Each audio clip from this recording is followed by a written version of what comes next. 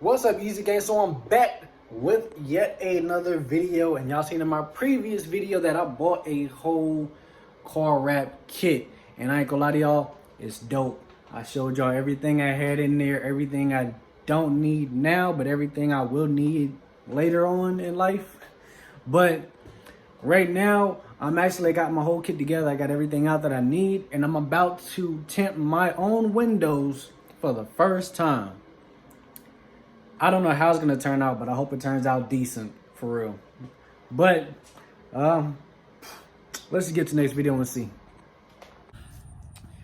I'm about to go ahead and get my windows prepped and cleaned. First, I gotta clean them, but that's it's part of getting them prepped. Now, this is the kind of film I'm using. Let's see what we're working with here. This is 35%, by the way. 35% tint.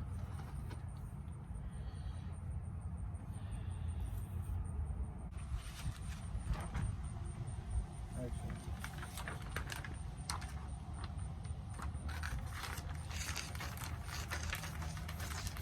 that's why I told y'all